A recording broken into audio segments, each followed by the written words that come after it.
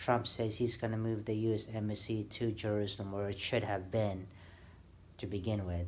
So here's the thing: what a lot of people don't know. Whichever city a country places their U.S. embassy in, it's the city the country considers their capital. So the U.S. has their embassy in Tel Aviv, and if Trump follows up on it, and they do physically place it in Jerusalem, it's gonna cause an earth rattling movement throughout the Middle East and around the world. And the good thing is, President Rodrigo Duterte from the Philippines, he has agreed to he's recognizing Jerusalem as the capital of Israel too. So that's an awesome move too. So my mother's side is from the Philippines, and my dad's side is from Yemen. I'm half Oriental, half Arabic, but I'm 100% Jewish. So even though I'm 3 steps away from making Aliyah, I'm just gonna keep that in my back pocket for now. When the timing is right, then I'll head out and make Aliyah. But for now, I'll start a new job with Life Quest here in South Dakota. Yeah, imagine that. A Sephardic Jew of a half Arab, half Oriental background living in the Dakotas in diaspora. How often does that happen? Hardly any. So I'll start that new job there. I was terminated back in mid-October. I had a disagreement with one of the teachers at my old employment at Aurora Plains Academy. So with my disagreement, I was really upset. I didn't show up for my morning shift. I called in later that day and offered to come in that evening, which they actually needed me more there. But after one shift of a miss, they went ahead and terminated my job. So I filed unemployment. The first time around, they denied me, and then I appealed for it because one, I didn't submit all the information, and so I have a teleconference date with the judge along with the APA. This coming up on the 14th. So God willing, I'll present my side of the information. They present their side of the information, and whatever is fair would it be rendered the verdict.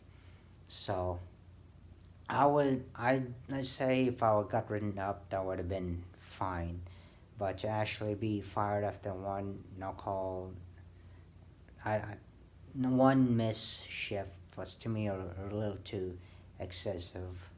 Plus, where you work, where I used to work, you deal with angry kids. I work at a treatment facility, so the unit I work when I dealt with kids with behavioral issues. So they're understaffed. The job is historically had a high turnover rate. There's a lot of stress, and I know I've got coworkers, good people that still work there that are ready to move beyond APA, but they need the money, so they'll stay there for now. So I admits they don't do a good job of staffing the place. I mean, but the only time they're fully staffed is in the summer where the college kids help work there for the summertime job.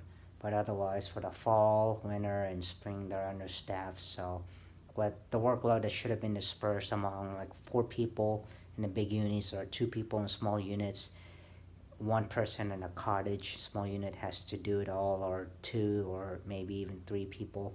Bigger units have to do it. There's been a few occasions. This only happened, I think, twice. I was in a big unit where the capacity is 12 kids. I was there by myself for a few hours. So, and just that's because we were so short-handed, and there's just simply nobody there to show up. So, worst case scenario, what happens if somebody was in my shoe, the kid gets angry, goes after staff, and what if staff has their hands full with a kid, and let's say another resident jumps in, then what are you gonna do?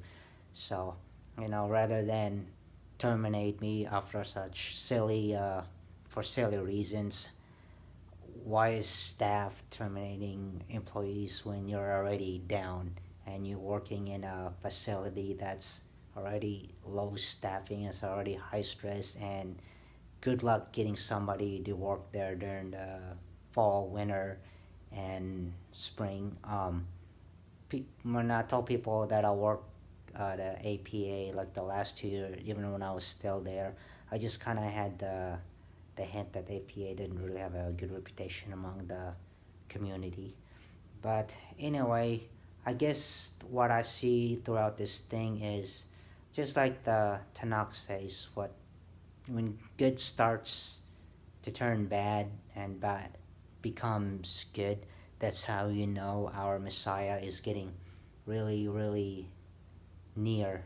I mean, where I work, I see employees getting away with things. I'm not gonna name names. I'm not gonna go into details. That I know if I would have done the same thing they did, I would have been a goner. So now hypocrisy is. So I guess this video would be a little bit more about my rant. So feel free to continue listening. I'd appreciate it because I like to hear other people's view because hey, buddy, woman, lady, your beliefs do count. It truly does. So don't let anybody tell you that your beliefs don't count because they do. Um, my view on this is, here in America, between 3 and 4,000 innocent babies are executed through a process called abortion. And here in America, we present this image of the tough American. I mean, what's so tough about having almost 4,000 kids, innocent kids that never had a chance to live, die? Why present that image when that's happening every day? I mean, as evil as ISIS is, for their beheading, ISIS can't even keep up with those numbers. I mean, 3 to 4,000 a day, those are numbers that would make ISIS jealous.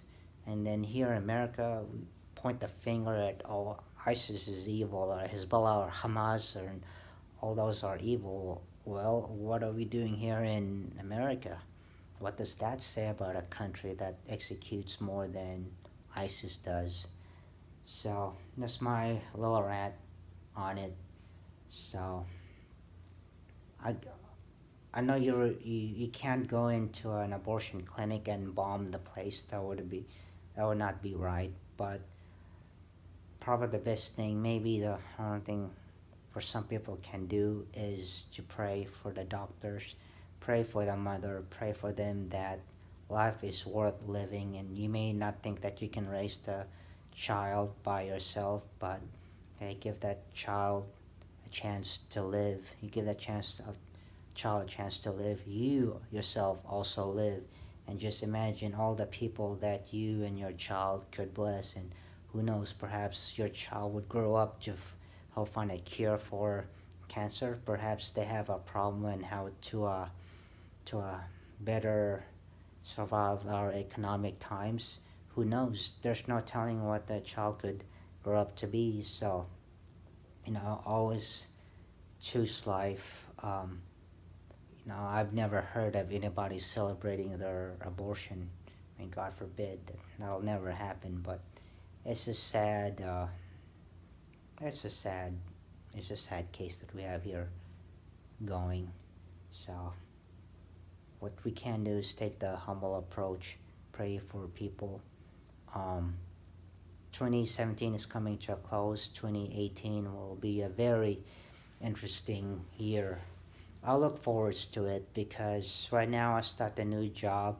I hope to get the ruckus with APA done with, and I've also invested in mining. Um, by the end of this month, I will have about, I think, around 20 terahashes going. About 17 of it is devoted to bitcoins, and then the other three on alternative currency. So I'm hoping by the end of December, I should profit on just interest about ballpark figure anywhere from 50 to 70. Let's just say 50 to $100. And then in March, when I should have all my return of investment coming, and then I'll have two extra terahashes from Genesis Mining. So I hope in mid March I will make between between $100 to $200, because I'll just do reinvestment and then buy more terahashes here and there. So part of my goal is to build a house in the Philippines. I think a two bathroom, three bedroom would work well. And so if my sister and her kids want to go there and hang out, or my other sister lives in Virginia, if she wants to go there, if I want to go there, I would definitely get the place ready, be a homesteader, like live off the grid. So just go to the ocean, fish for food, red snapper. I like red snapper. It's good fish, good tasty fish. Then grow coconuts and mangoes. That's what my grandpa did. He grew coconuts. So I would do that, and then hopefully sometime next year, when the timing is right, I'll get my Aliyah completed. So who knows? In due time, God willing, I could go between paradise and the Holy Land. So what could be better than that? So all right, I got a package. Let me get my knife. I'll open it up. It's gonna be here.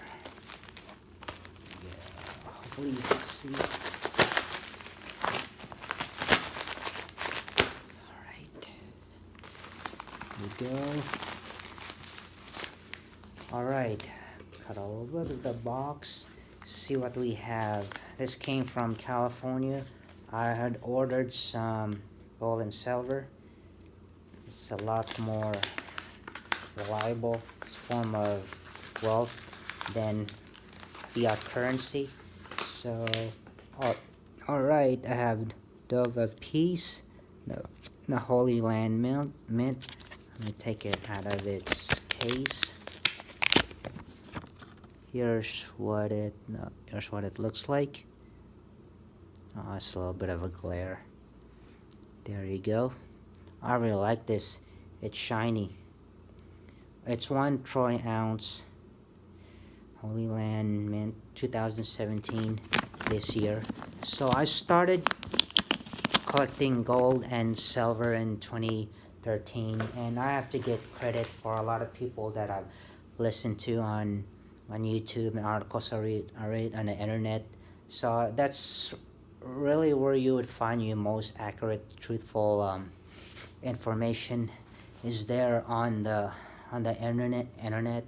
Yes, there is some crappy stuff there on the internet, but there's also, it's like the Wild West. There's also people out there trying to tell you the truth, because those people that are trying to tell you the truth, they could never be on mainstream stupidity, okay? Like CNN, ABC, Fox, what else?